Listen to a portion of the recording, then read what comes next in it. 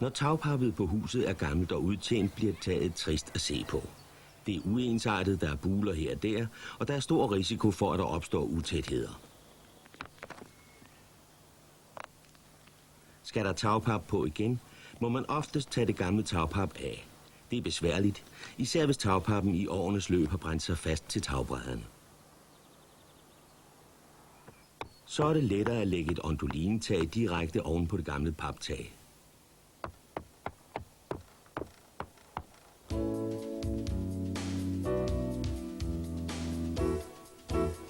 Når du skal afgøre, hvilken farve det nye tag skal have, kan du vælge mellem 4 naturoverstemte farver. Brun, grøn, rød og sort. De fleste vælger sort, fordi den passer til alle facadefarver. Du skal kontrollere tagets hældning. Det gør du nemmest ved at lade den ene ende af et vatterpas hvile på taget. Når vatterpasset er i vatter, skal du måle afstanden til taget 1 meter inde på vatterpasset. Så ved du, hvor meget taget hælder per meter. I monteringsanvisningen er der en tabel, hvor taghældningen omregnes fra centimeter per meter til grader. Hældningen på et ondulinetag skal være mindst 5 grader. Det svarer til et fald på 9 cm per meter. Inden du køber ondulinepladerne, skal du opmåle tagets areal. Når du har husket at tage højde for, at pladerne skal overlappe hinanden på taget, dækker en ondulineplade ca. 1,5 kvadratmeter. Nyttebredden er således knap 85 cm ved en bølges overlæg, mens nyttelængden er ca. 180 cm ved overlæg på 20 cm.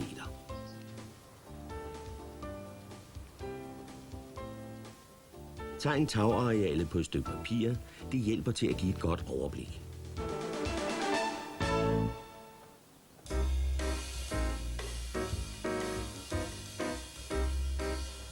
Om sommeren bør du opbevare tagpladerne et skyggefuldt sted, fordi de kan klæbe sammen ved lang tids direkte påvirkning af solvarme. Inden du begynder at lægge taget, bør du læse monteringsanvisningen igennem.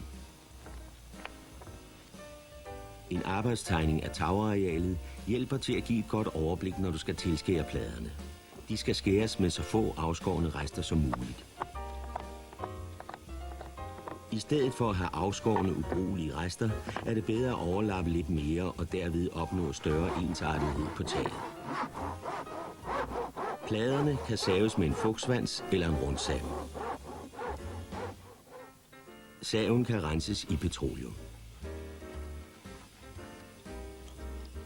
Hvis tagpappet er meget medtaget ved tagfoden, hvor det er bøjet ned i tagrenden, er det bedst at skære det af og sætte fodblik af zink eller aluminium op. Men først skal tagfladen med det gamle tagpap fejes ren med en kost. Det gamle tag under tagpappet skal være i god stand.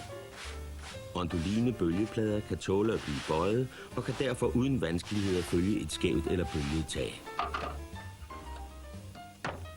Fodblikket kan let sømmes på. Du skal huske, at der skal være overlap i samlingen mellem 2 stykker fodblik.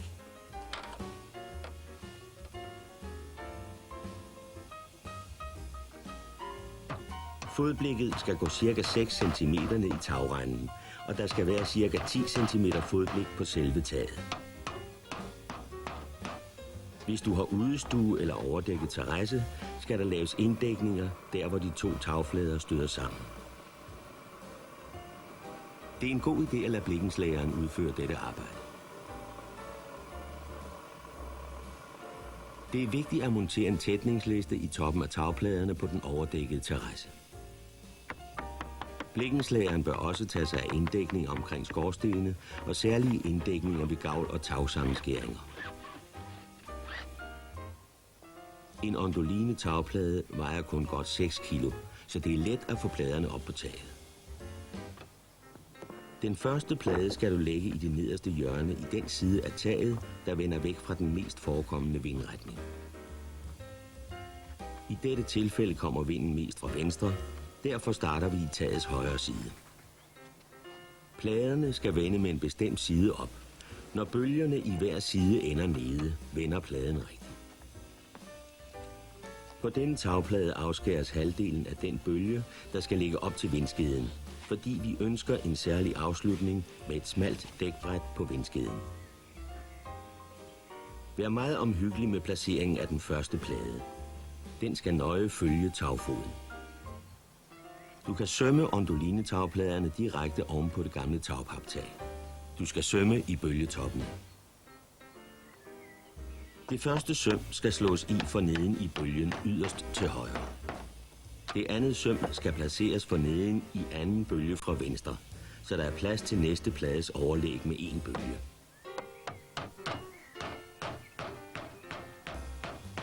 Da der skal være ca. 45 cm afstand mellem hver sømrække, er der således ca. 90 cm fra den første til den tredje sømrække, hvor tredje og fjerde søm skal slås i.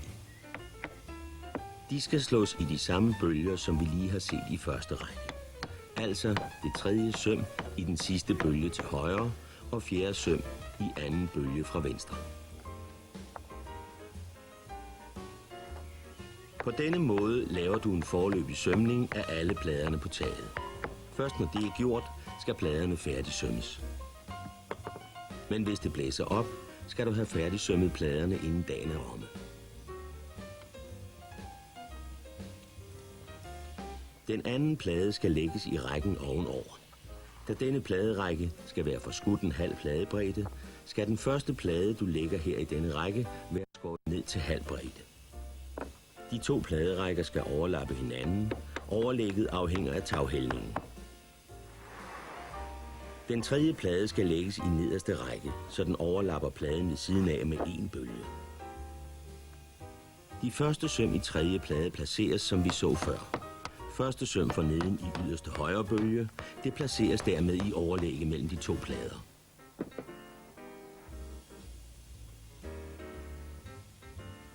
Det andet søm i nederste sømrække placeres i anden bølge fra venstre.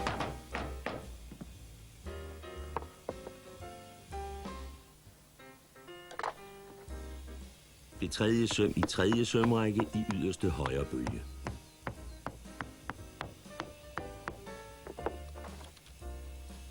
Afstanden mellem første og tredje sømrække er ca. 90 cm. Her bankes det fjerde søm i den anden bølge fra venstre. I højderetningen skal hver række tagplader overlappe rækken nedenfor. Overlægget afhænger af taghældningen, men der skal være mindst 20 cm overlæg mellem hver række, hvis taghældningen er mindre end 15 grader.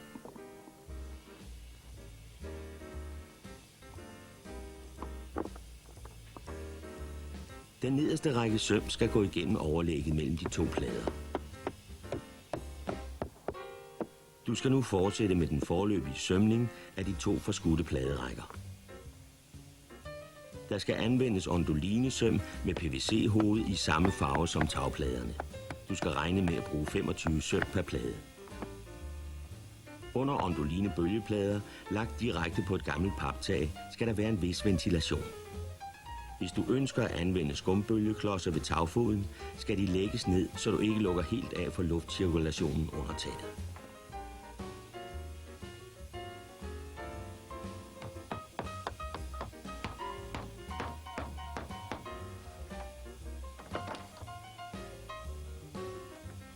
Når du slår den nederste række søm i, er det en god idé at gøre det i en sømlængdes afstand fra pladekanten. Når du skal færdigsømme pladerne, opnås det pæneste resultat ved at spænde en snor ud, som du kan sømme efter. Du kan også anvende kridtsnor, når sømrækkerne skal opmærkes på taget. Husk, afstanden mellem hver sømrække i længderetningen bør højst være 45 cm.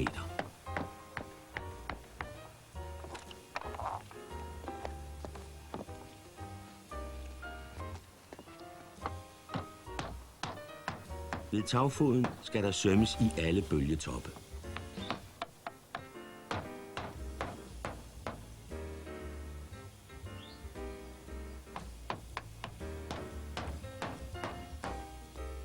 Nærmest vindskeden eller gavlafslutningen sømmes i de 3 første bølgetoppe i hver sømrække. I dette tilfælde sømmes dog i de 4 første bølgetoppe, fordi der tidligere er blevet skåret et stykke af den yderste bølge.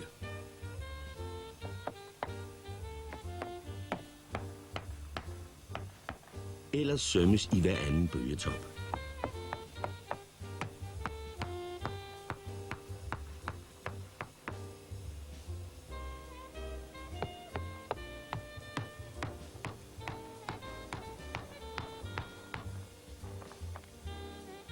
Der skal altid sømmes i overlæggene mellem to plader. I overlægget mellem to pladerækker skal du sømme i alle bølgetoppene.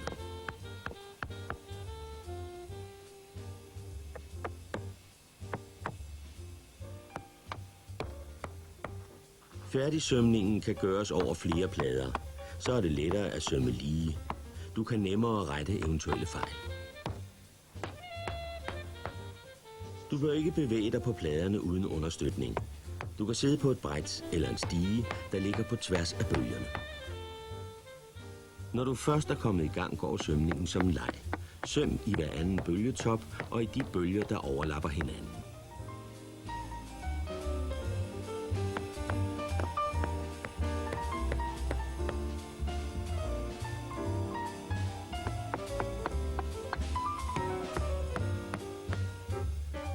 Hvis der er rykning på huset, skal der monteres en rykningslægte som underlag for rykningspladerne. Du skal afhøvle hjørnerne på rykningslægten. Lægten bør være trykimprægneret. Skær lidt af pappet på tagryggen bort, så kan du placere nogle klodser, som rykningslægten kan hvile på. Rykningslægten skal skråsømmes.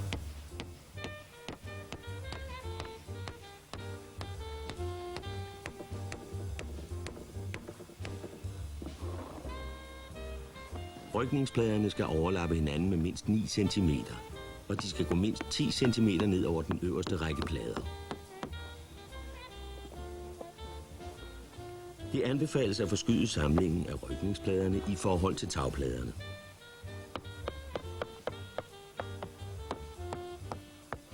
Du skal placere fugebånd af skumplast mellem bølgeplader og rykningsplader, så undgås indtrængning af fygesne.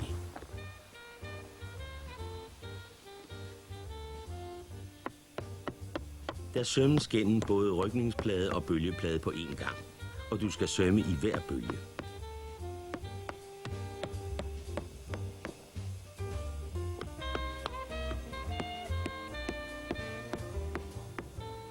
Alle rækker er færdigsømmet. Nu mangler du blot vindskeder. I dette tilfælde har vi valgt at afslutte med et smalt dækbræt, som kun dækker den yderste bølge ved gavlen. Du kan se andre løsninger i monteringsvejledningen.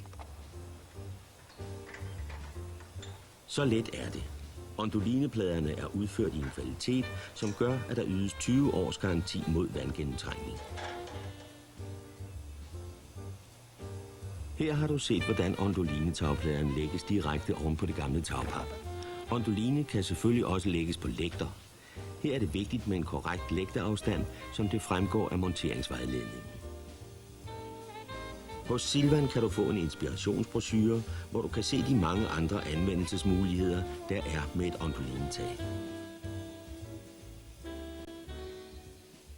Onduline udgør et komplet tagsystem med tagplader i naturfarverne brun, grøn, rød og sort.